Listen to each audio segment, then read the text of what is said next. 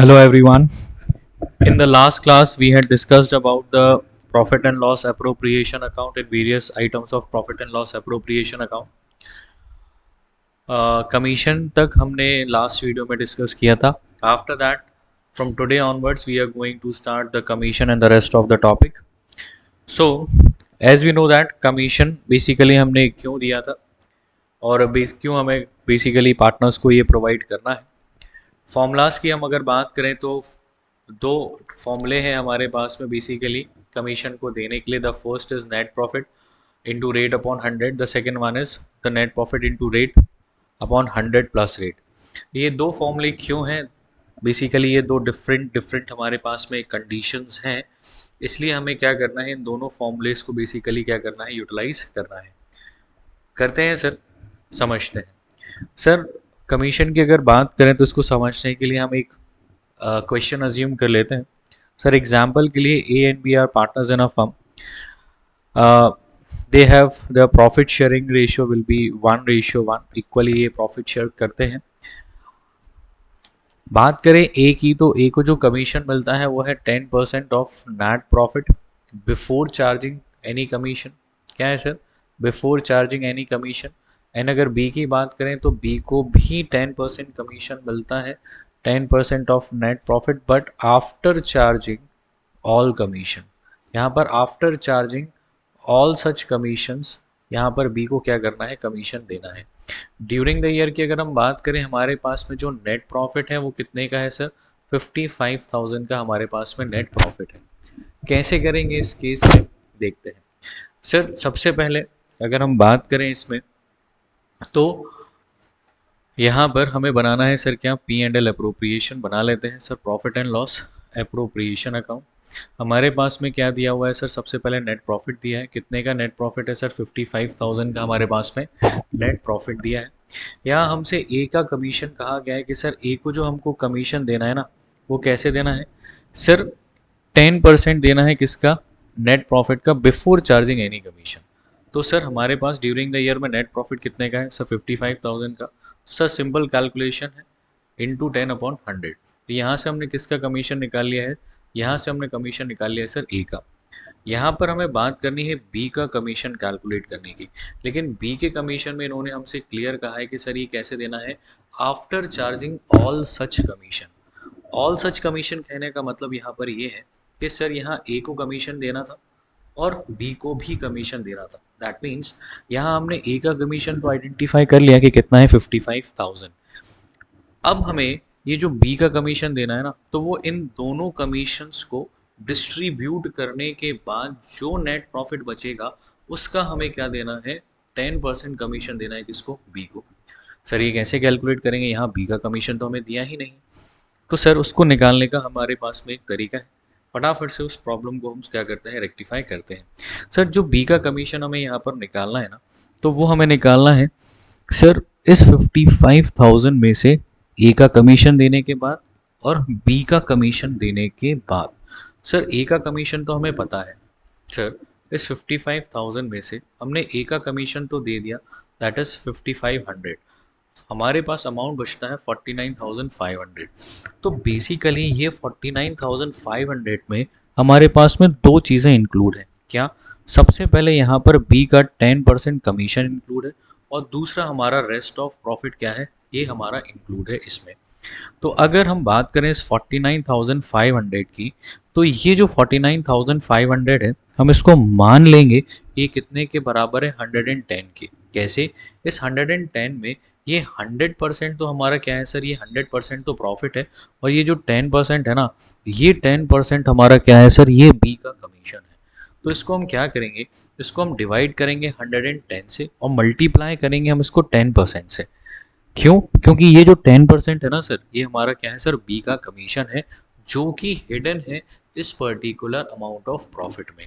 तो इस 49,500 को जब हम सॉल्व करेंगे, दैट मीन्स डिवाइड करेंगे 110 से, मल्टीप्लाई करेंगे 10 से, तो यहाँ पर हमारा अमाउंट ऑफ कमीशन निकल कर आने वाला है कितना, 45. तो अगर कहा जाए तो इस 49,500 में हमारा 4,500 अमाउंट ऑफ कमीशन है. किसका? बी का. The rest of amount that is 45,000, ये हमारा क्या है, ये हमारा है सर प्रॉफिट.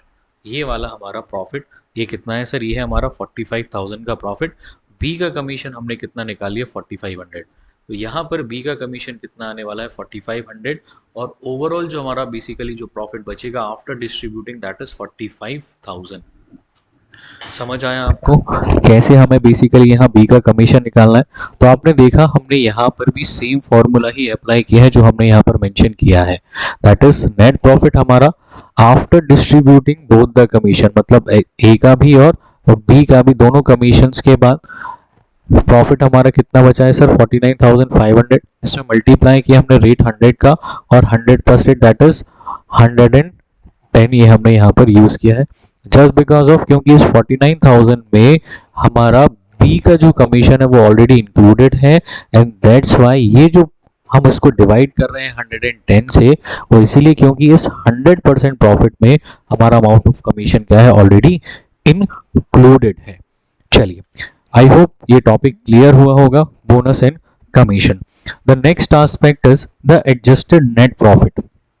क्या है हमारा next aspect? Adjusted net profit.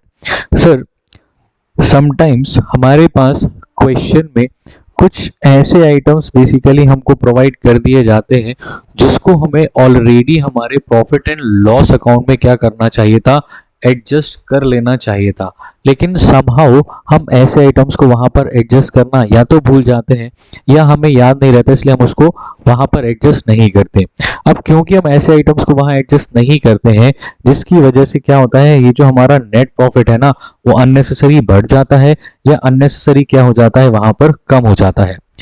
कैसे बढ़ जाता है और कैसे कम हो जाता है, समझते हैं। Let's take an example. हमारे पास में एक कोई एम्प्लॉय था, कौन था सर, एक कोई एम्प्लॉय था, एम्प्लॉय एक्स। इस एम्प्लॉय एक्स को हमें क्या करना था, सैलरी प्रोवाइड करना था। क्या करना था, सैलरी प्रोवाइड करना था, कितना, 10,000 पर मंथ। अब क्योंकि जो हमारा अकाउंटेंट है उसने बिल्कुल भी ध्यान नहीं दिया कि सर ये सैलरी जो है वो हमें एक्स एम्प्लॉय को देना था या हमको एक्स पार्टनर को देना था। यहाँ इसी कंफ्यूजन में इस सैलरी को वो डिस्ट्रीब्यूट करना भूल गए। कहाँ, पी एंड एल अकाउंट में। तो अगर हम देखें हमारे पास में ये हमारा पी एंड एल है, ड्यूरिंग द ईयर में हमारे पास ग्रॉस प्रॉफिट सर कितने का आया हुआ है, 1 लाख रुपीज का ग्रॉस प्रॉफिट था। अब अगर सैलरी हमको प्रोवाइड करना था तो ये सैलरी हमें यहाँ 10,000 से दे देनी थी, क्योंकि अब हमने सैलरी डिस्ट्रीब्यूट नहीं की है। अगर डिस्ट्रीब्यूट हम इसको कर देते तो हमारा नेट प्रॉफिट कितना आता सर, ये आता 90,000 का। अब क्योंकि हमने सैलरी को डिस्ट्रीब्यूट नहीं किया है तो उस केस में हमने एक्चुअली क्या किया होगा, हमारा जो ग्रॉस प्रॉफिट है वो कितने का था, 1 लाख का। अब जो सैलरी है वो हमने यहाँ पर डिस्ट्रीब्यूट नहीं की होगी, तो अब हमारा जो नेट प्रॉफिट है वो कितने का शो हो रहा होगा, 1 लाख का। अब एज वी नो दैट यही नेट प्रॉफिट को हम क्या कर देते हैं, फर्दर डिस्ट्रीब्यूट करते हैं to the P and L appropriation account में। तो आप देख पा रहे हैं कि एक ऐसा आइटम जो बेसिकली हमें क्या करना था, डिस्ट्रीब्यूट करना था किसको, हमारे पार्टनर्स को, सॉरी एम्प्लॉइज को, लेकिन समाउ हमें सैलरी को डिस्ट्रीब्यूट नहीं कर पाए हैं, कहां पर, हमारे sir profit and loss account से। और क्योंकि यहाँ डिस्ट्रीब्यूट नहीं हुआ है तो जब हम ये P and L appropriation account prepare करेंगे तो अब हमारा जो नेट प्रॉफिट होगा ना वो कितना दिखाई देगा, 1 लाख रुपीज दिखाई देगा, जो एक्चुअली कितना शो होना था, 90,000 यहाँ पर हमको शो करना था। तो इस केस में अब हमें इस पर्टिकुलर नेट प्रॉफिट को क्या करना पड़ेगा, एडजस्ट करना पड़ेगा। और इसको एडजस्ट करने के लिए हम यहाँ पर अकाउंटिंग करते हैं, कहाँ, प्रॉफिट एंड लॉस अकाउंट में। और वो कैसे करेंगे देखते हैं। तो अब जो हमारा P and L appropriation basically बनेगा उसकी स्टार्टिंग हमें यहाँ पर करनी है किससे, नेट प्रॉफिट से। किससे करनी है, नेट प्रॉफिट से। और वो नेट प्रॉफिट हमारा फाइनल अमाउंट की कॉलम में ना लिखकर हम इसको लिखेंगे इनसाइड कॉलम में। कहाँ लिखेंगे, इनसाइड कॉलम में। और बेसिकली हमें यहाँ पर क्या करना था, जो सैलरी हमको डिस्ट्रीब्यूट करनी थी किसको, पार्टनर्स को, तो सैलरी को हम यहाँ पर क्या कर देंगे, डिस्ट्रीब्यूट करेंगे। लेकिन कैसे, क्योंकि वो जो सैलरी है वो सैलरी किसकी है सर, वो सैलरी है सर एम्प्लॉय की। अब क्योंकि वो जो सैलरी है ना एम्प्लॉय की है और ये हमारा क्या है सर, चार्ज अगेंस्ट प्रॉफिट है। और क्योंकि चार्ज अगेंस्ट प्रॉफिट है तो सर ये किसका आइटम था, पी एंड एल का आइटम था। तो इस पी एंड एल के आइटम से जो हमारा नेट प्रॉफिट था ना वो क्या हो जाता, कम हो जाता। तो हम इसको यहाँ पर क्या कर देंगे, यहाँ से हम इस सैलरी को यहाँ पर हम डिडक्ट कर देंगे। तो अब हमारा जो एक्चुअल नेट प्रॉफिट है वो कितना आएगा, 90,000 आएगा। और अब इस 90,000 के प्रॉफिट को by way of interest on capital, salary, commission और बोनस हम यहाँ पर करके क्या कर देंगे, डिस्ट्रीब्यूट कर देंगे, जो हमारा करेक्ट अप्रोप्रिएशन ऑफ प्रॉफिट होगा।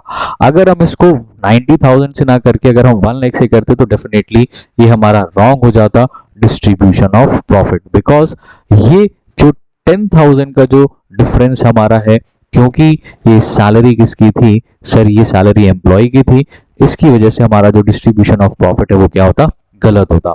इसलिए इसको हमने कहा सर ये क्या है, एडजस्टेड नेट प्रॉफिट है, जो हमें यहाँ पर ध्यान रखना है।